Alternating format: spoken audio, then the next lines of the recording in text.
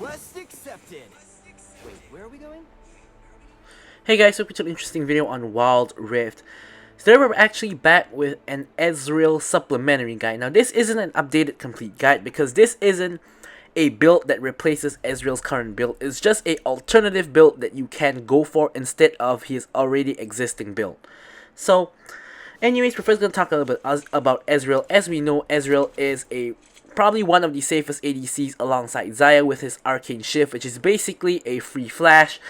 So that's his main strong selling point. Aside from that, he has very strong poke in lane and not very but relatively long range. Now his main weakness is the fact that he has very poor wave clear. Basically, he is very single target, and his only real wave clear is his ultimate, but you you don't really want to ult the wave all the time to clear the wave, because you want your ult obviously for damage, for sniping, for team fights, etc. So, without further ado, let's actually just jump into the build. Now, before we actually get into the build, I do want to briefly mention that Ezreal isn't in a very good spot at the moment. He's still alright. I put him in the A tier, A plus tier, I guess you could say, in my latest latest tier list for the patch. However, I don't think he's that strong now because we have a Stormrazor meta, and there's a ton of ADCs who can use Stormrazor really well in the S plus and the S tier. Check out the tier list if you haven't already. So Ezreal isn't really in the best spot at the moment. But regardless, we're going to go through his so-called new build, his alternative build using the Divine Sunderer, of course, as you guys can see. And we're going to discuss when we go for it, etc. So first up, the first item you want to go for is the Mana Mune, of course. So nowadays, I don't really like starting off with the Sapphire Crystal anymore, because as I've gone to higher elo, I realized that the 12 AD really makes a difference in those level 1, level 2, level 3 fights. So I kind of really want the Longsword. So I start off with the Longsword, and on my first back, I try to get the tier. So after getting the tier on my next back, or hopefully on the same back, I actually go for the Sheen. So basically, your first 3 items should be Longsword into tier into Sheen. Now, reason you want to get a early tier obviously is to start stacking. The reason you get Sheen early is obviously because using an ability causes your next attack within 10 seconds to deal bonus physical damage equal to 100% of your base AD. Your Q procs on hit effect, so basically this makes your Q do a lot more damage, makes your autos do more damage after you use spells. So basically, you want to have that extra damage for the earlier stages of the game. Then you complete your Mana Mune, of course, so that you can charge it up faster and eventually evolve into Mirror Mana, which will cause your Q to be really strong. Then you move on to getting Divine Sunderer. So the main time you want to actually get Divine Sunderer is when you're into a very tanky team, or at least into multiple tanky members. You will see this later in the gameplay section of the video, how the Divine Sunderer helps you do a lot of damage to tanks. But in general, basically the only change of this build from the old one is replacing Triforce with Divine Sunderer. Both of them are Sheen items, of course.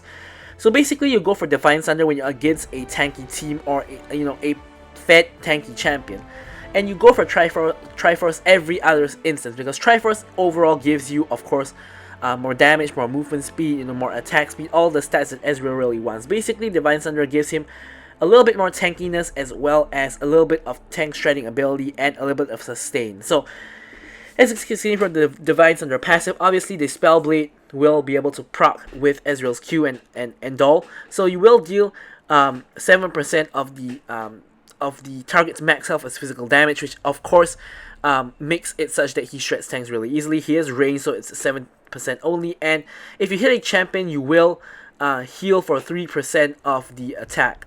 Basically, that is just a little bit of extra healing. Just really nice in general, and because you get the extra healing from the Divine Sunderer, you can actually go for either play Steel Caps or Merc Treads as your boots, and for the enchant, obviously you go for Stasis in general. You don't really need Proto Belt because you have your E. If you need QSS, then go for QSS, but mostly, and 99% of the time, it's Stasis. So after you get your 2 core items of Divine Sunderer and the Mana Mune, you go for Seralda's Grudge. Now Seralda's Grudge, first up, gives you the armor penetration. But secondly, the more important part is it gives you the Icy passive. So obviously, Ezreal's ult, Ezreal's Q, and his E all proc the Icy passive. So it's really good for kiting. Now, especially up against a tank, Divine Sunderer plus Seralda's Grudge, as well as the on-hit on Manamune, basically just destroys them. Most tanks are relatively immobile, so you can either use this to chase them down because of the slows, or you can use it to kite them out if they're chasing you. But either way, this 3-item combination is your huge power spike in the game. When you hit those first 3 items is when you're probably, you know, the strongest. Not like when you hit 2 items, but when you hit 3 items with, of course, the Manamune evolved into the Mirror Mana. We can't have like just a normal Manamune, which it isn't very effective, basically. Then we move on to getting the Blade of the Rune King, which of course gives you that, you know, that attack speed, movement speed, and the vamp, etc, etc. Now basically, you don't really need like attack speed, attack damage, vamp, or particularly the Rune Strikes passive in particular. Probably the most helpful part is the vamp, but really, Ezreal doesn't have a lot of good options here. You should limit yourself to only one Sheen item, so you can really go for like a Triforce, or you can go for like a Iceborne Gauntlet as your next item. So basically, just out of all the remaining options, this is pretty much your best choice. And then you end off with a GA, of course, for the revive. Now a few alternatives you can go for is, of course, the where is it, the Maw of Malmortis. There we go, the Maw of Malmortis if you're into a very heavy AP team, and that's pretty much all you can go for. You can replace the GA with that, or you can replace the Blade of the Rune King with that as well. That kind of works as well. So that's pretty much it for the build. Now we can talk about the runes and the spells. Now for the runes, obviously Conqueror is the best rune, just period, in the game at the moment. So obviously we go for Conqueror. And then for the next one, we have a couple of options. You can go for Hunter Vampirism, which I like to go for nowadays for, you know, even more vamp. You can never have too much vamp in my opinion. But you can also go for something a little bit more risky, like a Champion, if you're very confident that you won't die. This will ramp up your damage a lot, but it's of course high risk, high reward. You can also even go for something like a Weakness, because you will be proccing your Seralda's Grudge a lot later on, so Weakness will actually increase your damage onto people who are hit with your IC passive. And of course the main problem with that is you don't have any other forms of CC, so you only really start proccing it when you get your Seralda's Grudge. But you know, hey, it is an option to ramp up your damage even more when you hit your 3-item power spike. So next one, as usual for the Resolve rune, you choose between Adaptive Carapace, Hunter Titan, and Bone Playing depending on the matchup and depending on your personal preference. And for the last one, you actually have a couple options as well. Now, Hunter Genius you don't really need. He already has very low cooldowns, although he is very cooldown dependent. But you can go for it if you want to, but I think it's necessary to have that much cooldown. So I actually still go for Sweet Tooth majority of the time. Just, you know, because I don't really need anything else. You could also go for Mana Flow Ban, especially before your first bat you have very little mana.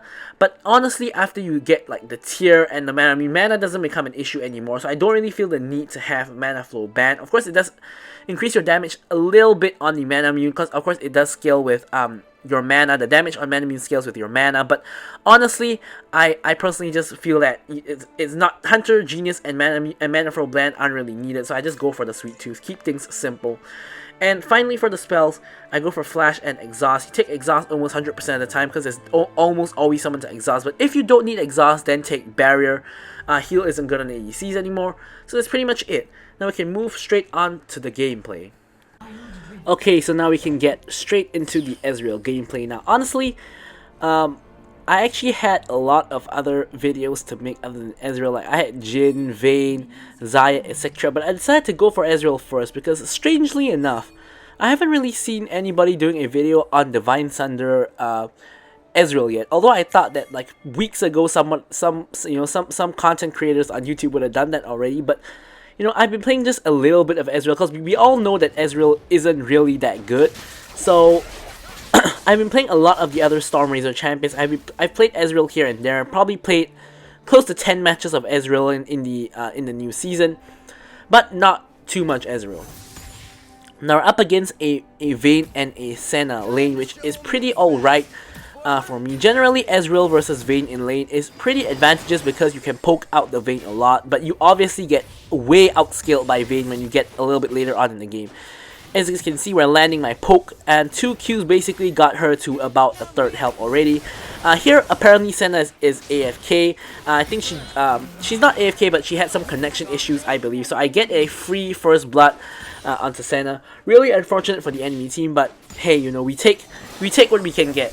You know, a kill is a kill. So we get a freebie from the Senna, and now Vayne is in trouble because she is under tower against a poking champion like Ezreal, and she is really short range. So here we are just trying to push in the wave and just trying to harass them under tower as much as possible. Now, reason why we can fight them so much is obviously because we have a huge minion wave. So if they try to retaliate, they'll take a huge amount of minion aggro. So of course, being cautious that we don't exactly know where the enemy jungle is. So we do have that ward in the river, and we also are not using the arcane shift aggressively so that if we get ganked, we can actually just escape. So sometimes you don't always have to know exactly where the jungler is, but as long as you know you can get out, like with my arcane shift and even flash if I need to. You can still play aggressive. Alright, so here the wave is going to reset to the middle, so we're going to still continue on with what we're doing, which is of course to harass the Vayne. Now we saw Senna hitting the plant over there, so it's pretty safe for us to shift forward, get in the damage onto the Vayne, and pretty much just get off a very good trade because Senna was not around. So you always want to take advantage of when either the ADC or support is not around. You can get a lot of free damage onto the other one who is actually around. So that is really helpful for us. Now, of course, we are up against a very low range champion, which is Vayne. So we're having a very fun time as Ezreal just poking her non-stop. As a result of that poking, we have basically run out of mana. So we clear the wave, we shove in the wave. Only one cannon minion left, but either way, we're going to recall to get ourselves the mana. And at the same time, we're also going to get, of course, the tier, as well as the Sheen, I believe. Yep, there we go. So this is pretty much the best possible case for the first bag, which is to get 1800 gold, get yourselves a tier as well as a Sheen. Now, I'm sure you guys probably have noticed by now, but we have a Draven top. I have no idea why this guy's picking Draven top, but he did. And he's going to be feeding the Darius. He already died to Darius once, but he's going to just be feeding the Darius a whole lot. So in this game, basically, the main problem of the game is going to be Darius, and that is the main reason why I actually decided to go for the Divine Sunderer build, because obviously Darius is a very, very tanky champion, so especially when he gets like Death's Dance and Dead Man's Plate, so this will allow me to, of course, shred the Darius, and furthermore, combined with something like the Seralda's Grudge, allows me to kite him really well. So here, we're just back to the lane. We're going to talk more about, Darius a little bit later on, of course, but here, we are back in the lane, we're back CSing, and of course we want to be in a position where we can try to perhaps poke Vayne and or Senna. So here, once again, we've cleared the wave, we shoved the wave in, we got ourselves the priority. Master Yi is coming out for the dragon, I assume, because there's nothing in his bot side jungle to take, so I assume he's going for the dragon, and it is the Cloud Dragon, which is, in my opinion, the most important dragon of the game, only for a little while more though, because obviously the Cloud Dragon is going to be removed when Elemental Rift comes. So here the Rammus and the enemy bot lane is contesting as well, so it's a 3v3 at the moment. In comes the two mid laners. Now we have a 4v4 in the Dragon Pit. I'm just trying to maintain my distance, hitting whoever I can, and I get off a nice ultimate across the entire 4 stack of the enemy team. I was, however, exhausted when that happened, so not as much damage as I would have liked. And here I'm chasing the 1 HP Senna, shifting in and hitting her with a Q auto. Unfortunately, my W attached onto the tower instead of her, because the tower was in between me and her. If the tower wasn't there, that was obviously a very easy kill. Now, obviously, if the tower wasn't there, I could continue chasing her, so that is a pretty obvious statement, but obviously what I'm trying to say is that if there wasn't something blocking the W, Senna would easily die there.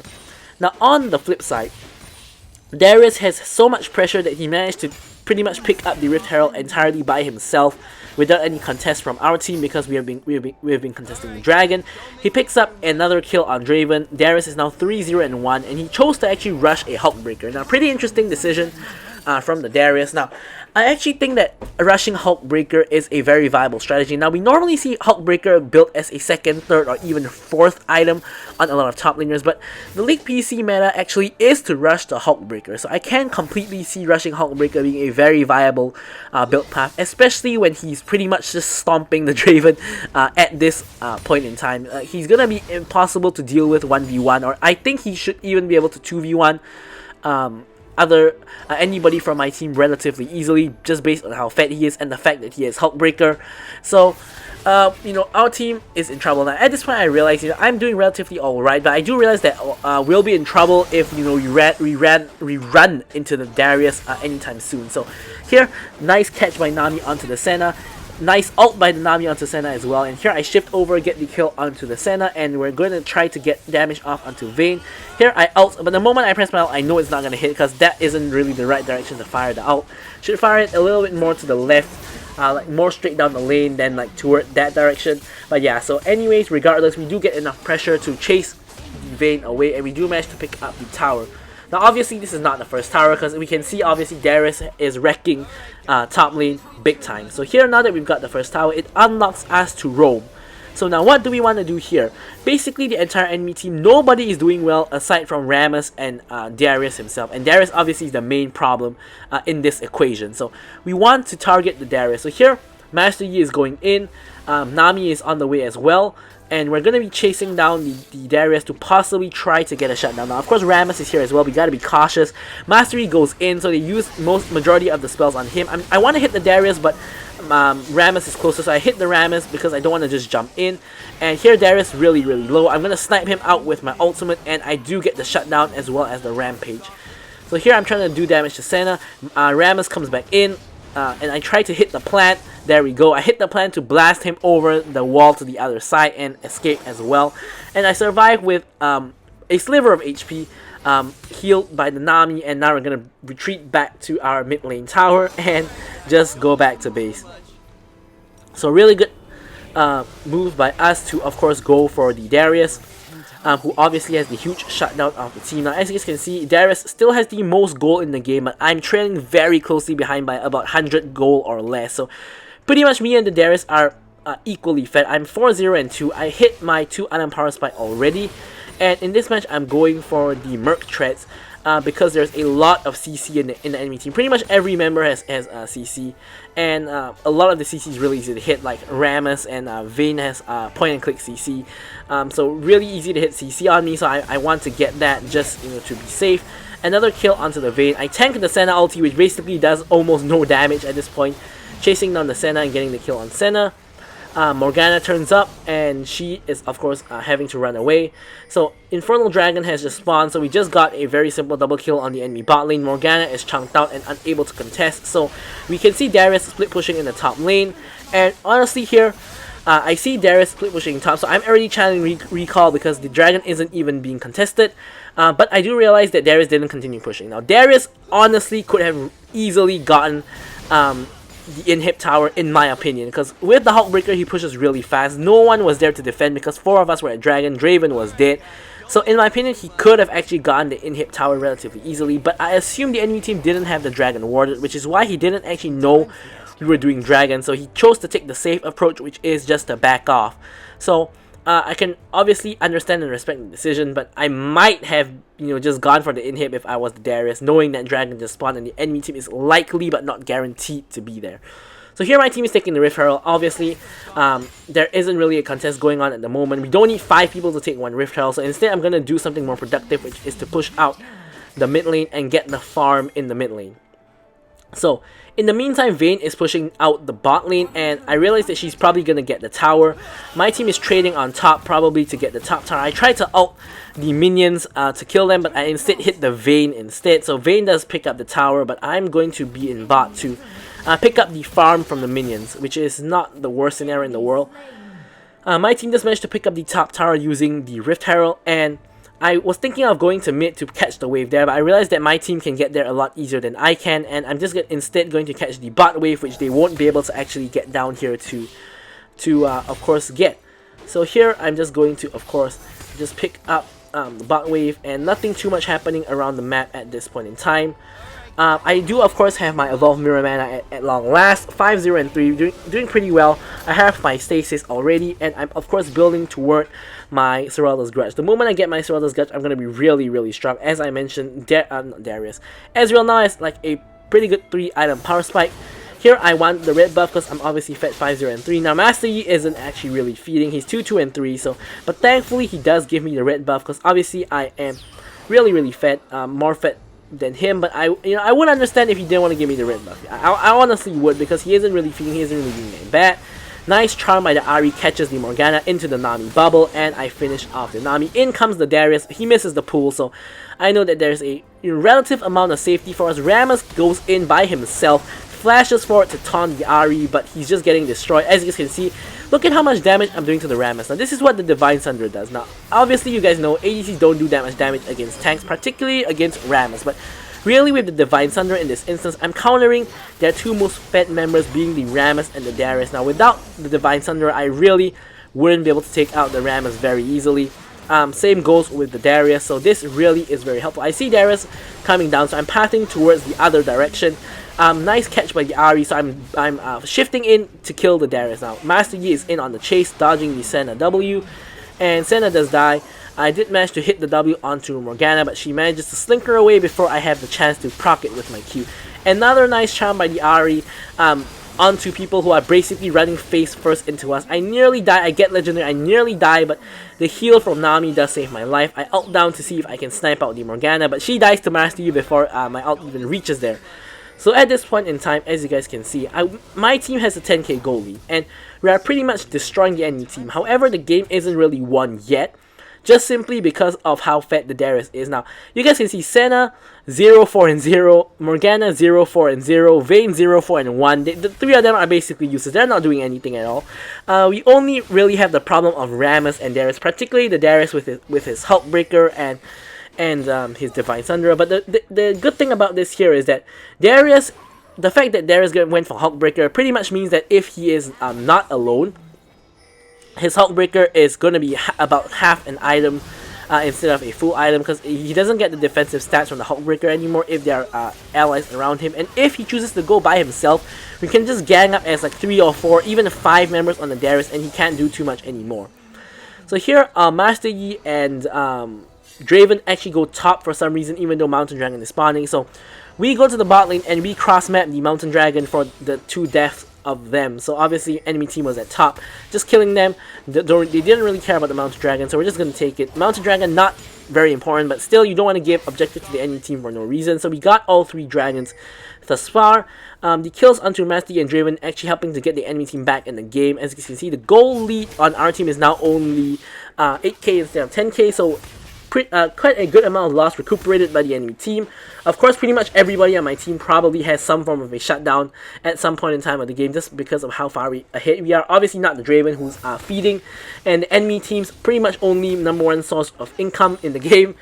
But yeah, so 9, 0, and 5 at the moment. 3 Iron Power Spike acquired, as well as the Vamp Scepter, so we're really doing very strong right now. As long as we don't do anything too overly aggressive, too insane, we should be really fine. We just need to hide behind basically anybody in the team and just go about our business. So here I see 4 members in the enemy team. I tried to ult over to help out my team, but I don't actually hit anybody. 4 people on the enemy team is in top side, and my entire team is in top side as well, less the Draven, who obviously died again, 2, 8, and 2 at the moment. Vayne is in the mid lane, so I'm never gonna make it to top lane to join the fight. So instead, I choose to do the better decision, which is to cross map instead for a tier 2 tower. Now I did expect my whole team to die here, so I thought I would only be getting a tier 2 tower, and I had to back. But Master Yi actually gets a triple kill, so now the situation has changed, where Morgana and Vayne are still alive, and me and Master Yi are alive. Obviously, I'm split pushing. I got the 2nd tier tower. Master Yi is going in on the both of them at very low HP, so he dies. So now I do know that the 2 of them are recalling because they can see me split pushing, but Draven does the first useful thing the entire game, which is to interrupt the Vayne's back using his ultimate. So now I'm 1v1 against a Morgana. I feel really safe to just take the tower, because I believe even under tower I can easily 1v1 a Morgana who's like 1, 4, and 3.